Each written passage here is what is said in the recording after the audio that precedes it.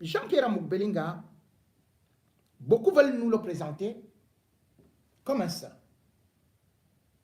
Beaucoup veulent nous le présenter comme un primo-délinquant. Mais pourtant, dans chaque assassinat, son nom ressort. Pourtant, autour de lui, il y a beaucoup de sang. Pourtant, autour de lui, il y a des crimes. Et surtout, il est reconnu comme un féminin. Jean-Pierre Amouk Belinga aujourd'hui, beaucoup disent que peut-être il a été piégé. Peut-être que c'est d'autres qui l'ont fait. Mais tout un chacun de nous se souvient de l'assassinat de Brian Fombor. Était-il si innocent? Et tout ce sang qui circule dans sa famille, où on l'accuse de telle sorte qu'il est même parti destituer son propre frère, Etoundi, qui devait être Zomla. Il l'a destitué pour devenir lui-même Zomla. Pourquoi? Parce que Zomla, Jean-Pierre Amouk Belinga voulait juste imiter celui qui lui aussi avait pris les attributs d'un grand chef traditionnel chez les Bamileke, qu'on appelait Donatien Kouagné, qu'il a admiré. Si Donatien Kouagné est le président, le plus grand féman de l'histoire du Cameroun, Jean-Pierre Amouk Belinga est aussi le tout premier féman du camp Fang-Béti. Il faut savoir que Donatien Kouagné avait pris les attributs nobiliaires d'un grand notable à l'ouest, de telle sorte que, alors qu'il était multimilliardaire, et il voulait se faire vénérer par des chefs traditionnels, parce que quand il arrivait à Bafoussam, on se souvient d'ailleurs qu'il était même accueilli par le roi Mbonjoya. Tous les chefs de l'Ouest venaient se mettre à genoux devant lui à l'aéroport de Bafoussam. Et c'est pour cela que Jean-Pierre Amouk Belinga, lui aussi, il est parti porter le titre de Zomla. Et puis, n'oubliez pas que celui-là aussi était présenté comme le tout premier Camerounais à acheter un jet privé. Ah, vous comprenez donc pourquoi est-ce que Jean-Pierre Amouk Belinga, lui aussi, il a couru pour dire, tu as déjà monté dans un jet privé. Ce jet privé, bien sûr, était loué, celui de Donatien Kouagné. Et ce jet privé, qui avait été loué à Transair, avait servi pour des opérations sanguinaires, mortelles. Jean-Pierre Amouk Belinga, lui aussi, il est parti louer un avion où il a mis un vieil avion, il a dit jet privé. On a exactement fait le même reportage comme chez Donatien Kouagné. Chez Donatien Kouagné, c'était passé à la CIA TV. Chez Jean-Pierre Amouk Belinga, c'était passé sur sa télévision 4. Il était sur les traces de Donatien Kouagné. Donatien Kouagné, justement, tissait des relations avec des chefs d'État tels que Mobutu, tels que Sassou Nguesso et Blaise Compaoré, sans oublier même Nelson Mandela. Jean-Pierre Amouk Belinga, lui aussi, il a couru tisser des relations au Congo, chez Sassou Nguesso, il a couru au Togo, chez Yadema, il a couru au Tchad, il a couru en Guinée équatoriale, sans oublier qu'il est même ministre conseiller à la présidence en République centrafricaine. Jean-Pierre Amouk Belinga a aussi usé de ce que Donatien faisait, c'est-à-dire la fémania, puisque en utilisant Major AC, il savait très bien que c'est exactement de la même façon que Donatien Kouagné frappait ses chefs d'État, donc 7 millions auprès de Mobutu Sese Seko, 40 millions auprès de Blaise Compaoré et 25 millions auprès de Sassou Nguesso. Bref, c'est comme ça qu'il fonctionnait jusqu'au Yémen.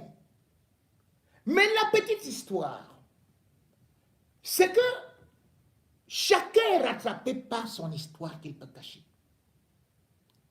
Jean-Pierre Amour Belinga, pour côtoyer Donatien Kouagné, il va passer par sa petite sœur, qu'on surnommait Princesse. Nous sommes le 27 novembre 2005, lorsque le meurtre le plus incroyable est commis en plein cœur de Ngousso à Yaoundé. Princesse, de son vrai nom, Jeanne Megim Kouagné, la sœur qui était le cerveau principal de Donatien Kouagné, est égorgée. Pourtant, ce jour-là, elle avait reçu la visite de Jean-Pierre Amour Belinga.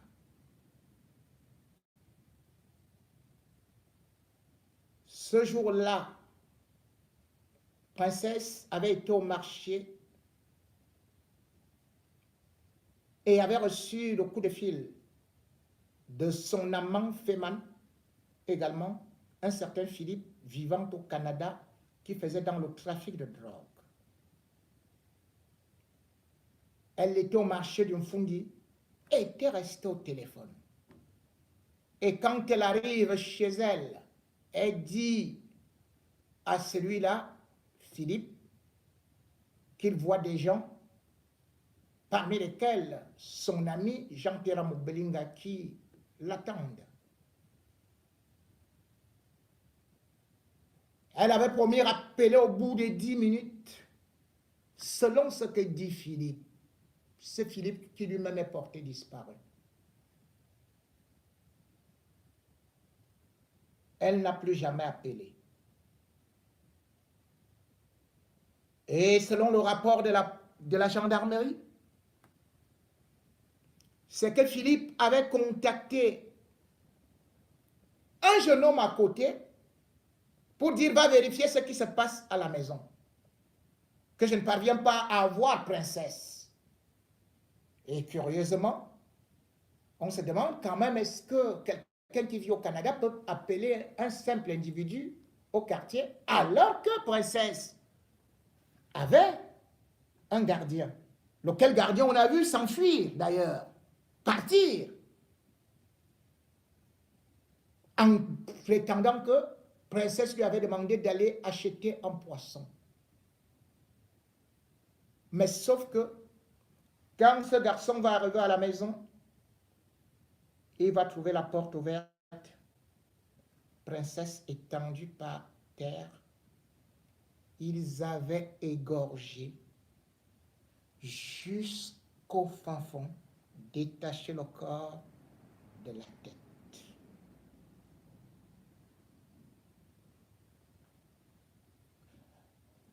Où était donc passé Jean-Pierre Amour Belinga et ses amis à cette époque?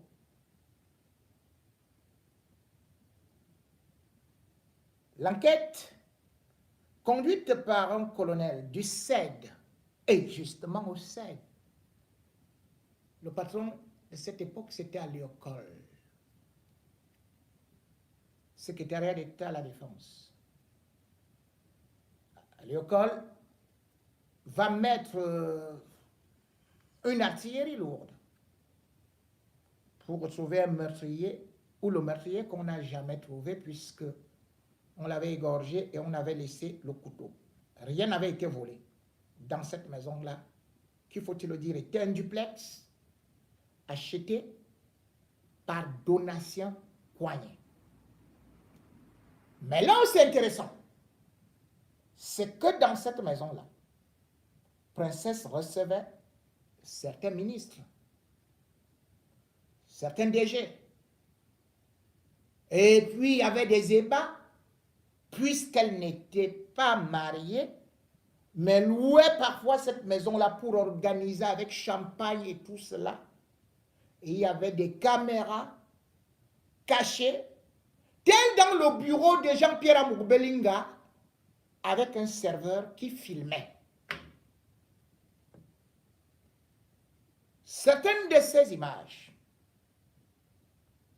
n'ont pas été retrouvées, si oui, pour le chantage. Puisque, rappelez-vous, la même année, quelque temps après, Jean-Pierre Amourbelinga sort le journal, le top 50 des homosexuels, où il dit qu'il a des vidéos, qu'il a des audios et tout ça.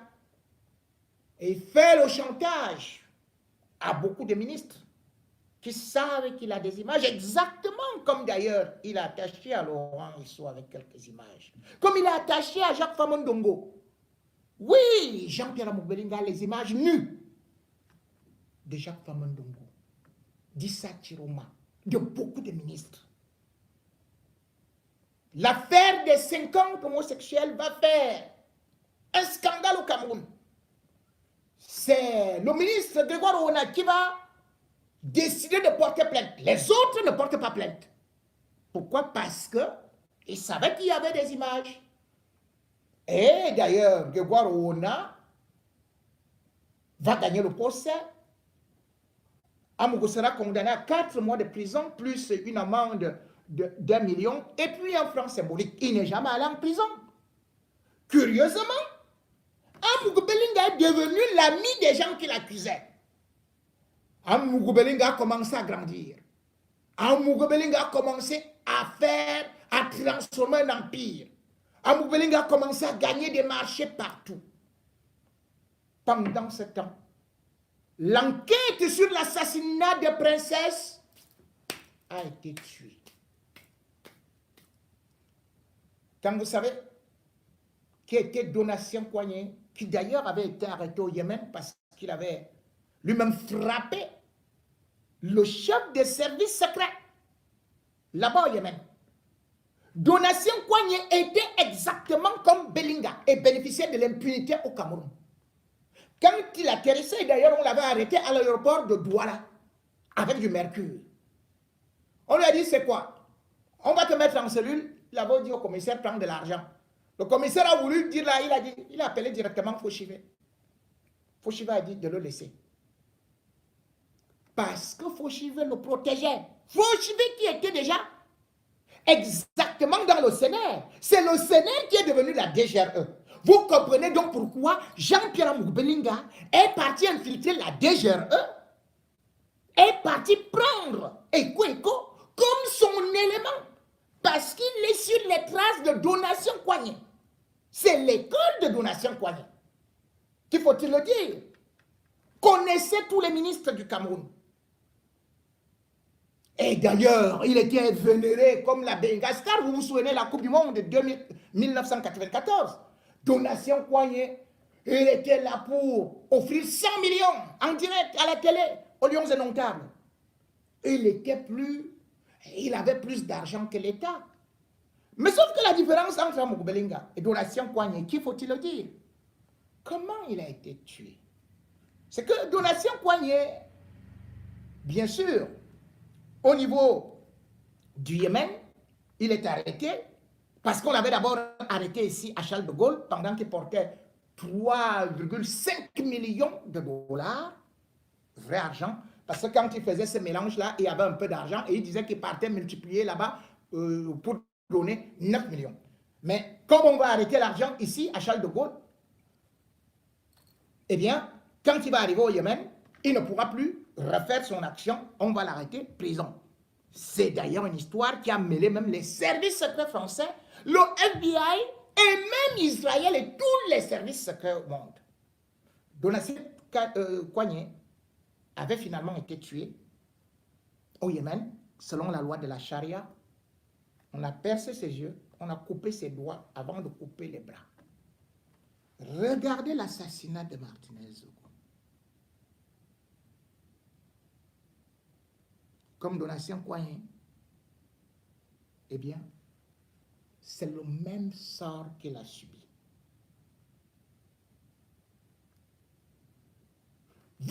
comprenez donc que celui qu'on veut nous présenter aujourd'hui et qui chaque fois est passé entre les mailles, parce qu'il est parti, bien sûr, comploter avec le ministre de la Justice, il était conscient que c'est pour couvrir ses crimes.